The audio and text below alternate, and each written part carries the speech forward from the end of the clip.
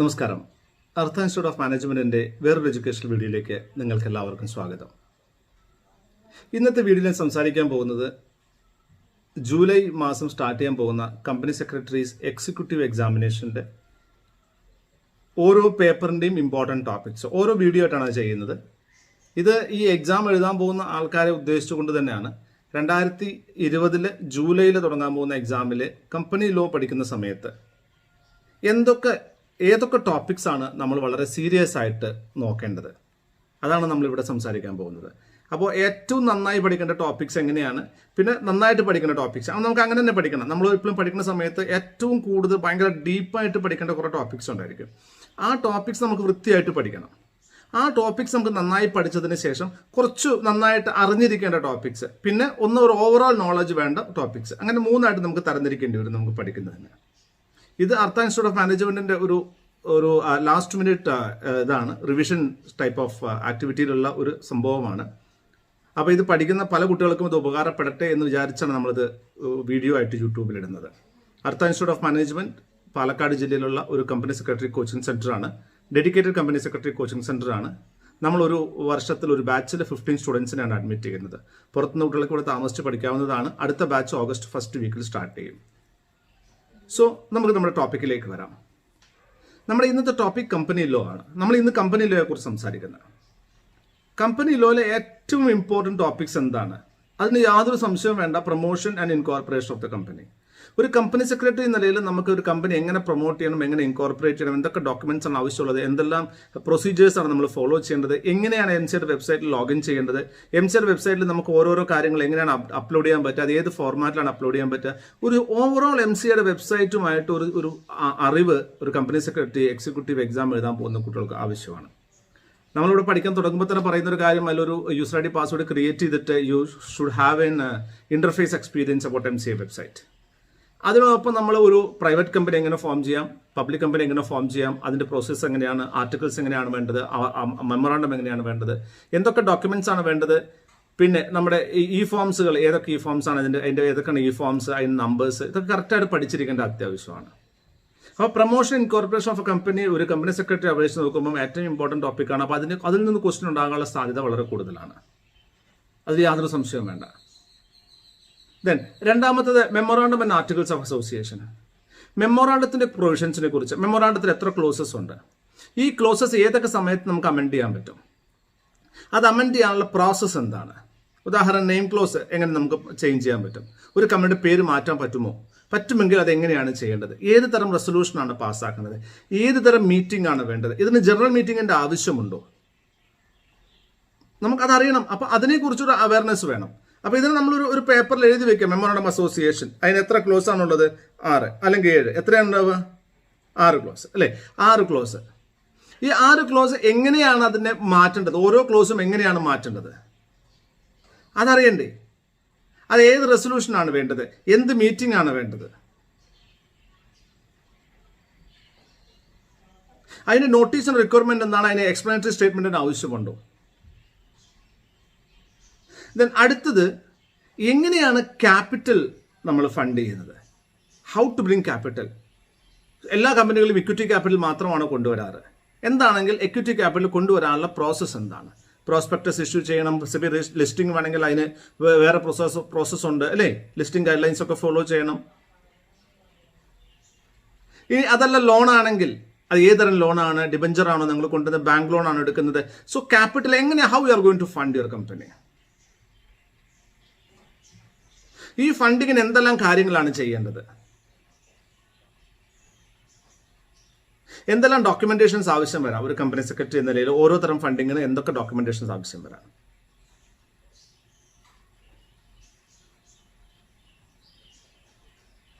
Then ഇങ്ങനെ fund ആവശ്യം വരുന്ന സമയത്ത് നമ്മൾ പ്രൈവറ്റ് പ്ലേസ്മെന്റും പബ്ലിക് അനൗൺസ്മെന്റും നടത്താറുണ്ട്. പബ്ലിക് പ്ലേസ്മെന്റും പ്രൈവറ്റ് പ്ലേസ്മെന്റും നടത്താറുണ്ട്.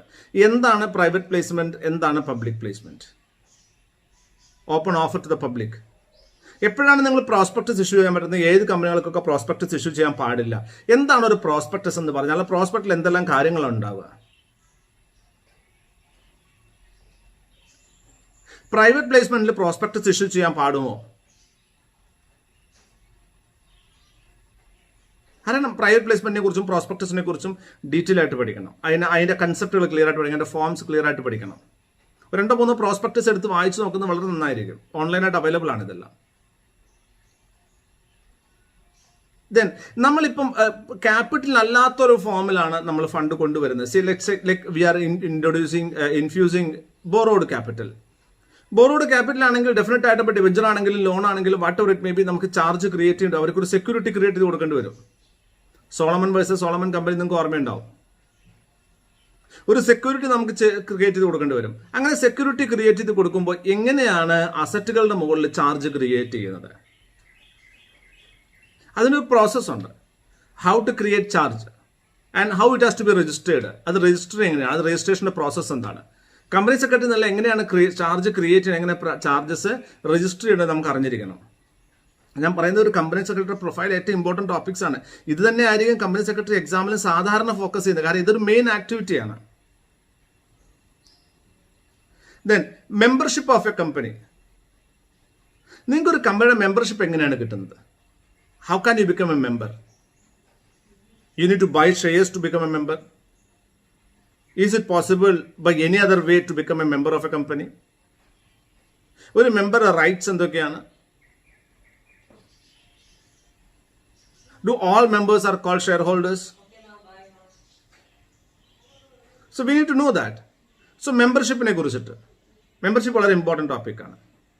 Then institution of directors. Directors എന്ന് പറയുന്ന കൺസെപ്റ്റിനെ കുറിച്ച് പറഞ്ഞാൽ who is a director? Director എന്ന് പറഞ്ഞാൽ ആരാണ് ഡയറക്ടർ? ഏതെല്ലാം തരത്തിൽ ഡയറക്ടേഴ്സ് ഉണ്ട്? Executive, non executive, women, independent, whole time, full time, whatever it may be, right? Different types of directors. അവരെ കുറിച്ചിട്ട്, അവരുടെ അപ്പോയിന്റ്മെന്റിനെ കുറിച്ചിട്ട്, അവരുടെ ക്വാളിഫിക്കേഷനെ കുറിച്ചിട്ട്, ക്വാളിഫിക്കേഷൻ ഷെയർസ് ആവശ്യമുണ്ടോ ഒരു ഡയറക്ടർക്ക്? ഈ ടോപ്പിക്സ് നമ്മൾ അറിഞ്ഞിരിക്കണം. ദെൻ അങ്ങനെ ഡയറക്ടേഴ്സിനെ കുറിച്ച് പഠിക്കുമ്പോൾ ഏറ്റവും കൂടുതൽ ഇവോൾവ് ചെയ്ത് വന്നിട്ടുള്ള, ഇന്ന് ഏറ്റവും കൂടുതൽ ഇവോൾവ് ചെയ്ത് വരുന്ന 2 ഫോം ഓഫ് ഡയറക്ടേഴ്സ് ആണ്, വിമൻ ഡയറക്ടറും ഇൻഡിപെൻഡന്റ് ഡയറക്ടറും. അതിൽ ഇൻഡിപെൻഡന്റ് ഡയറക്ടർ വളരെ ഇമ്പോർട്ടൻറ്റ് ടോപ്പിക്കാണ്, വളരെയധികം പ്രാവശ്യം ചോദിച്ചിട്ടുള്ളതാണ്, വളരെയധികം കോൺട്രവേഴ്സീസ് ഉള്ളതാണ്, വളരെയധികം ഫോക്കസ്ഡ് ആയിട്ടുള്ളതാണ്. അപ്പോൾ വിമൻ ഡയറക്ടറെയും ഇൻഡിപെൻഡന്റ് ഡയറക്ടറെയും വിടരുത് ഒരിക്കലും.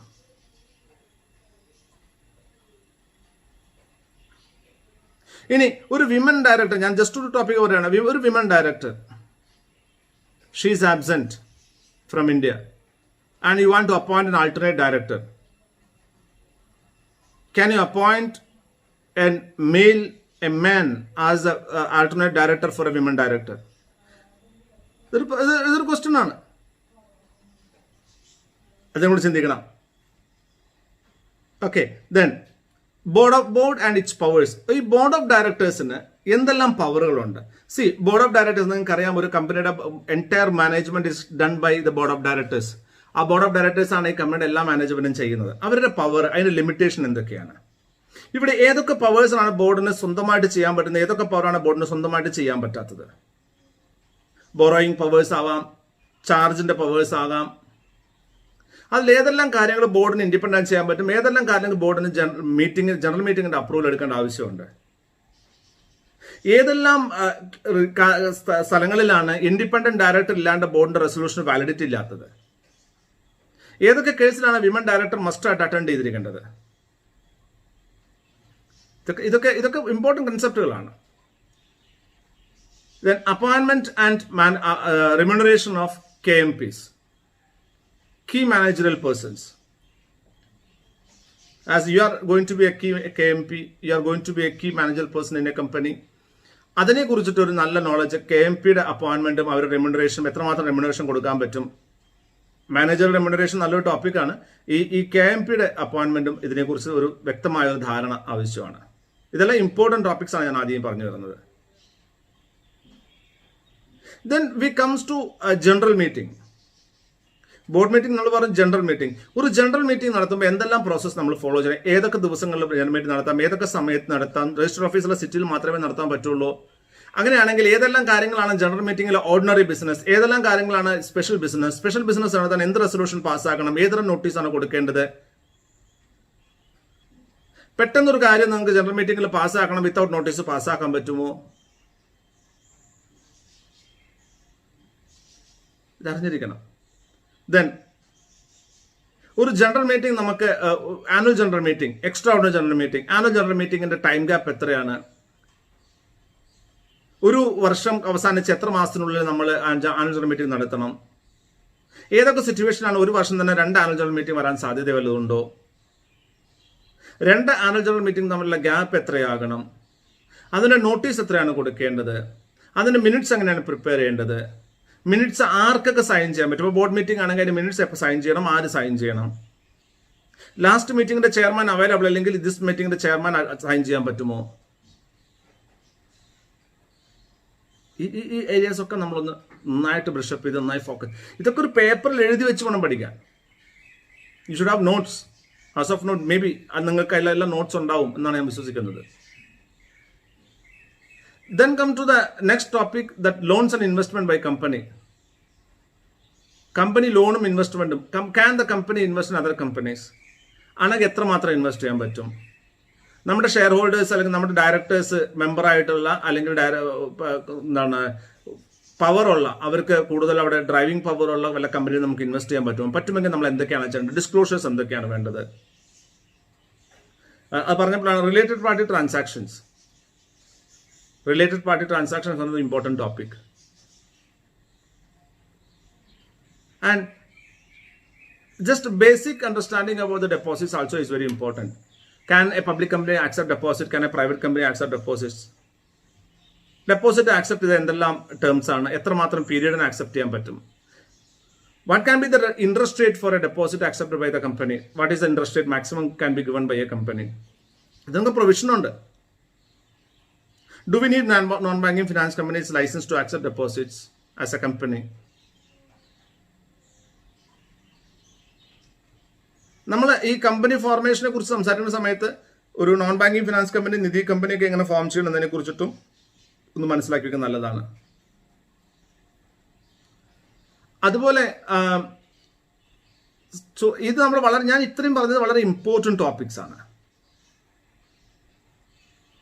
സോ ഈ ഇമ്പോർട്ടൻറ്റ് ടോപ്പിക്സ് നമ്മൾ അടുത്ത വീഡിയോയിൽ ഞാൻ റിലേറ്റീവ്ലി ഇമ്പോർട്ടൻറ്റ് ടോപ്പിക്സ്, അതായത് ഇതുപോലെ ഇമ്പോർട്ടൻ്റ് ഉള്ള ടോപ്പിക്സ് കമ്പനിയിലെ ചോദിക്കാൻ സാധ്യതയുള്ള ടോപ്പിക്സ് ഞാൻ എക്സ്പ്ലെയിൻ ചെയ്യും. ഈ വീഡിയോ കണ്ടതിന് ശേഷം അടുത്ത വീഡിയോ കൂടെ കണ്ടാൽ മാത്രമേ നിങ്ങൾക്ക് അതിൻ്റെ ആ കണ്ടിന്യൂറ്റി കിട്ടത്തുള്ളൂ.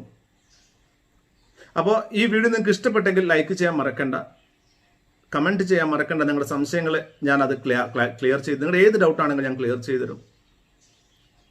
I will definitely try to clear your doubts. And എൻ്റെ ഈ ചാനൽ സബ്സ്ക്രൈബ് ചെയ്യാൻ മറക്കണ്ട. കാരണം ഇതുപോലെയുള്ള വളരെ ഇമ്പോർട്ടൻ്റ് ആയിട്ടുള്ള ടോപ്പിക്സ് ഒരു കമ്പനി സെക്രട്ടറിക്ക് വേണ്ട, അല്ലെങ്കിൽ കമ്പനി സെക്രട്ടറി എക്സാമിന്, CA എക്സാമിനൊക്കെ പോകുന്ന കുട്ടികൾക്ക് വേണ്ടെന്നുള്ള ചില കാര്യങ്ങൾ നമ്മുടെ ഈ ഇതിൽ വീഡിയോസ് നമ്മുടെ ഈ ചാനലിൽ വരും. സോ സബ്സ്ക്രൈബ് ചെയ്യാൻ മറക്കണ്ട, ഷെയർ ചെയ്യാൻ മറക്കണ്ട. Thank you very much. Wish you all the very best.